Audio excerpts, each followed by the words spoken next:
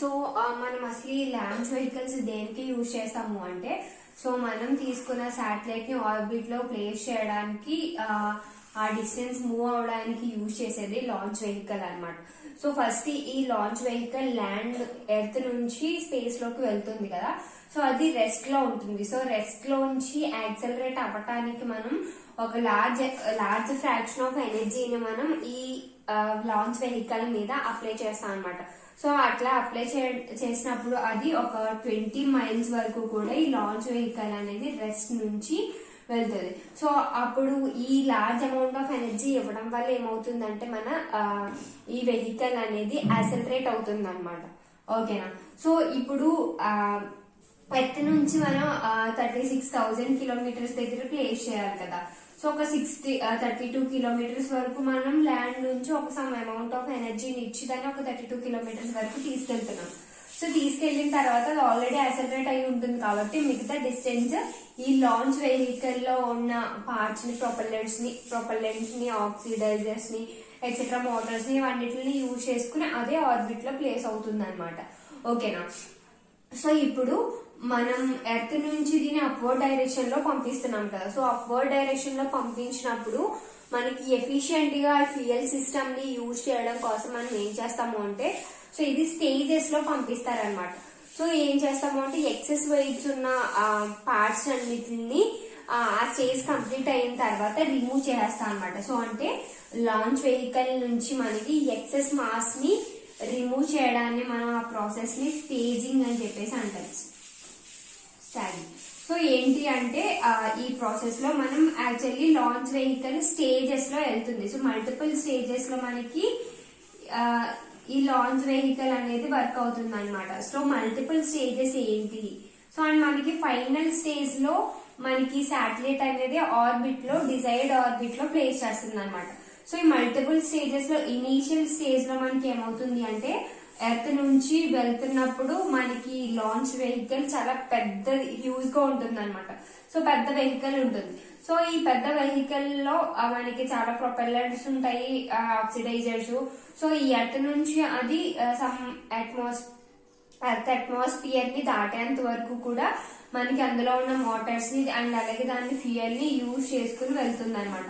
So ఎప్పుడైతే ఒక particular first stage initial stage దాటేసిందో అప్పుడు దానికి సంబంధించిన మెటీరియల్స్, పార్ట్స్ అన్ని కూడా రిమూవ్ అయిపోతాయి అనమాట. సో రిమూవ్ అయిపోయి తక్కువ పాపులేషన్ ఉన్న ఏరియాస్ లో కానీ అండ్ అలాగే ఓషన్స్ లో కానీ అవి పడిపోయే ఆ పార్ట్స్ పడేలాగా ఎర్త్ మీద చూస్తారనమాట.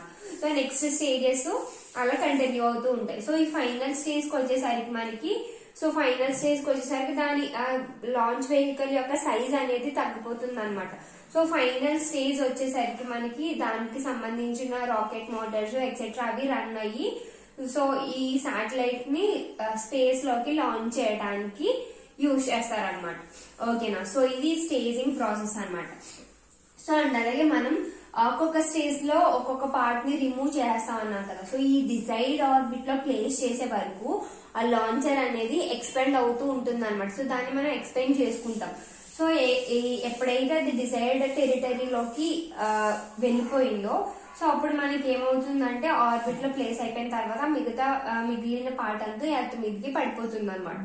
సో మనం ఇప్పుడు చెప్పుకున్నప్పుడు ఈఎల్వి అని చెప్పేసి మాట్లాడతాం కదా. సో ఈఎల్వి అంటే ఏంటి అంటే expended launch vehicle. So expended launch vehicle అని ఎందుకు పేరు వచ్చింది అంటే దీనికి, సో మనకి ఇది అవసరం ఉన్నంతసేపు దీన్ని యూజ్ చేసుకుని తర్వాత వదిలేస్తాం అనమాట. సో అంటే వదిలేయడం అంటే దాని నుంచి రిమూవ్ చేసేసి పడేస్తాము. సో దాన్ని ఎక్స్పెండెడ్ లాంచ్ వెహికల్స్ అని అంటాం. ఓకేనా. సో ఈచ్ స్టేజ్ లో మనకి ఆ స్టేజ్ కి సంబంధించిన లాంచర్ లో ఉన్న పార్ట్స్ ని మాత్రం యూజ్ చేసుకుని సో ఆ స్టేజ్ ఎప్పుడైతే దాటేసిందో అప్పుడు మనకి దానికి సంబంధించిన పార్ట్స్ అన్ని కూడా యూజ్ చేసేసుకుని రిమూవ్ చేసేస్తాం అనమాట. ఓకేనా. సో దాన్ని ఈఎల్వి అని చెప్పేసి అంటాం, ఎక్స్పెండెడ్ లాంచ్ వెహికల్ అని చెప్పేసి. అండ్ అలాగే ఎస్ఆర్బి. సో ఈ ఎస్ఆర్బి అంటే ఏంటి అంటే సాలిడ్ రాకెట్ బూస్టర్స్ అన్నమాట.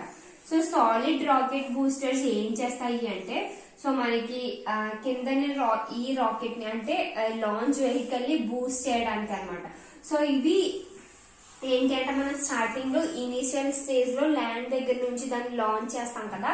సో ఆ స్టేజ్ లో ఏంటి అంటే ఇది అమౌంట్ ఆఫ్ ఎనర్జీని, లార్జ్ అమౌంట్ ఆఫ్ ఎనర్జీ మనం అప్లై చేయాలి అంటున్నాం కదా. సో ఈ సాలిడ్ రాకెట్ బూస్టర్ అనేది మనకి ఆ ఎనర్జీని లాంచ్ వెహికల్ కి ఇస్తుంది అనమాట. సో ఈ రాకెట్ బూస్టర్ అనేది, సాలిడ్ రాకెట్ బూస్టర్ అనేది మనకి కొన్ని టైం తర్వాత మళ్ళీ వేరే లాంచెస్ కి కూడా మనం యూజ్ చేసుకోవచ్చు అనమాట. సో ఇది మళ్ళీ రికవర్ అయ్యి వేరే మిషన్స్ ని లాంచ్ వేరే లాంచింగ్ వెహికల్స్ ని లాంచ్ చేయడానికి కూడా మనం ఇది యూజ్ చేసుకోవచ్చు.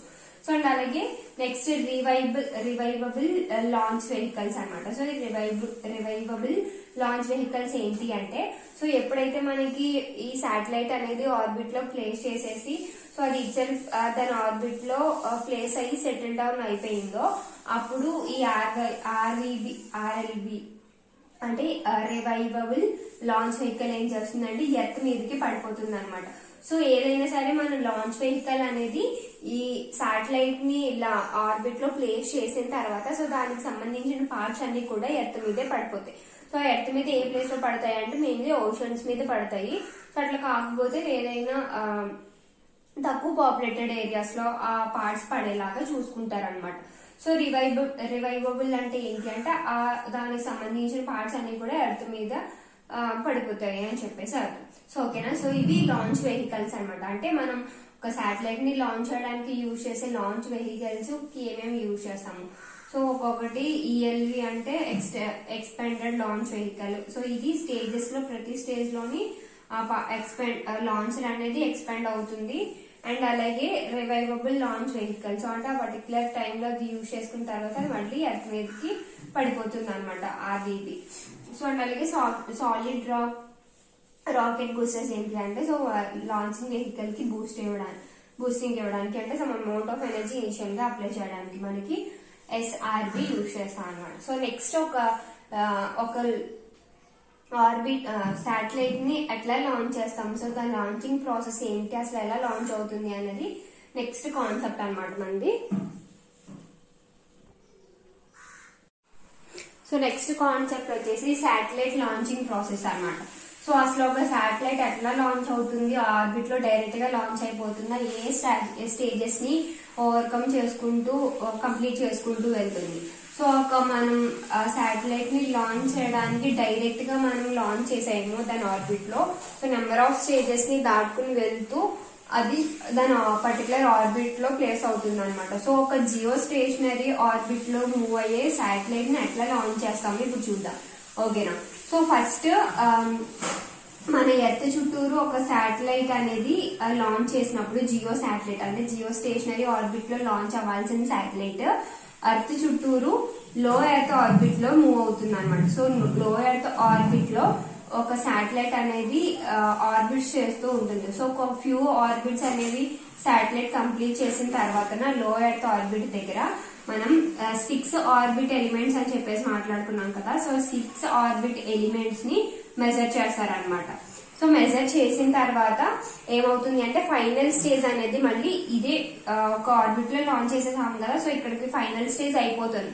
సో ఫైనల్ స్టేజ్ అయిపోయిన తర్వాత ఇది ఇలా లియోలో ఆర్బిట్ చేస్తూ ఉంటుంది అనమాట. సో అప్పుడు మనం ఈ 6 ఆర్బిట్ ఎలిమెంట్స్ ని మెజర్ చేసి మళ్ళీ ఏమవుతుందంటే ఈ ఫైనల్ స్టేజ్ అనేది మళ్ళీ రీఇగ్నైట్ అవుతుంది అనమాట.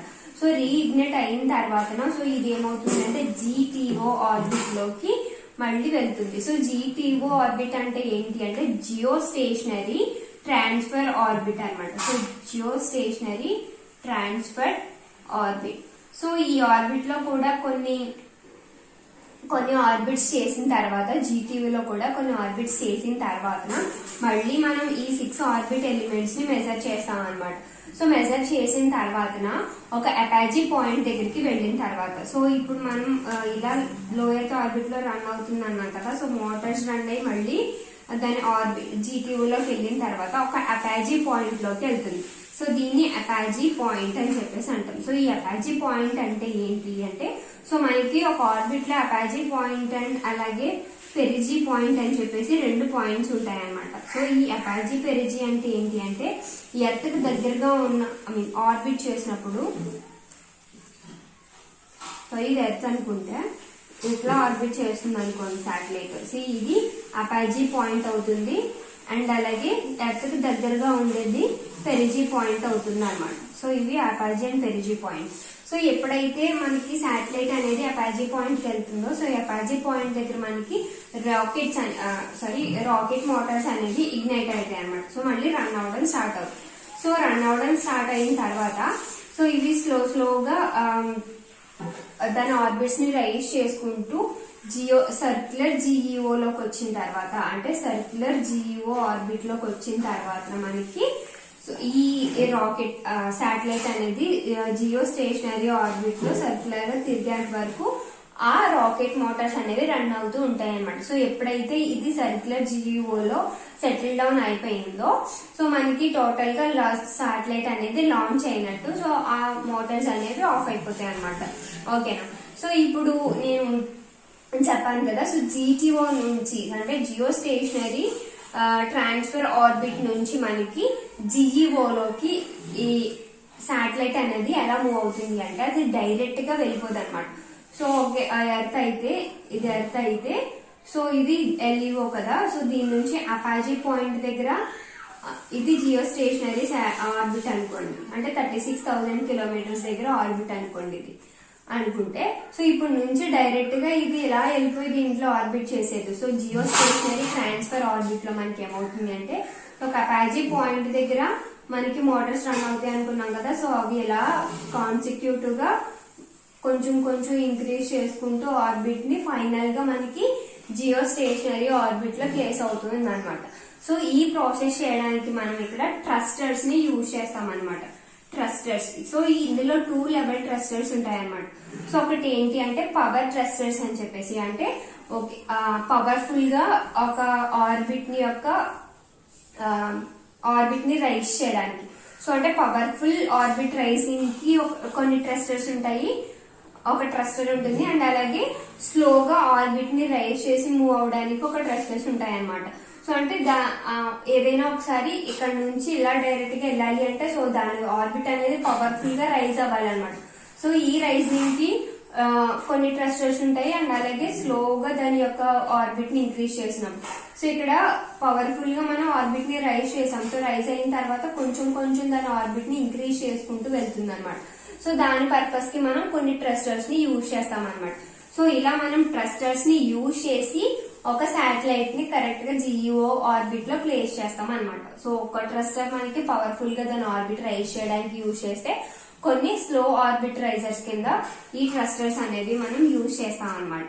సో ఈ ట్రస్టర్స్ యూజ్ చేసినప్పుడు మేవ్లర్స్ అని చెప్పేసి అంటాం అనమాట. సో మేవ్లర్స్ అంటే ఏంటి అంటే ఇవి ఏం చేస్తాయి అంటే మనకి ఆర్బిట్ ని కరెక్ట్ ఆర్బిట్ లో ఉన్నాయా లేవా అనేది ఈ మేవియర్స్ అనేవి చూస్తారనమాట. సో ఇప్పుడు మనం లాంగిట్యూడినల్ చేంజెస్, ఇంక్లినేషన్ చేంజెస్ మాట్లాడుకుంటాం. సో అంటే ఏంటి, ఆర్బిట్ లో మనకి చేంజెస్ వస్తాయి.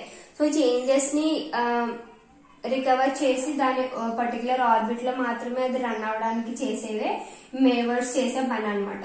సో ఈ ట్రస్టర్స్ లో కూడా మనకి మేవియర్స్ ఉంటాయి. సో ఈ మేవియర్స్ ని యూజ్ చేసి దీని యొక్క ఆర్బిట్ అనేది మనం స్పెసిఫై చేయగలుగుతాం అనమాట. సో ఇది ఒక జియో స్టేషనరీ శాటిలైట్ ని స్పేస్ లో లాంచ్ చేసే ప్రాసెస్ అనమాట. ఓకేనా.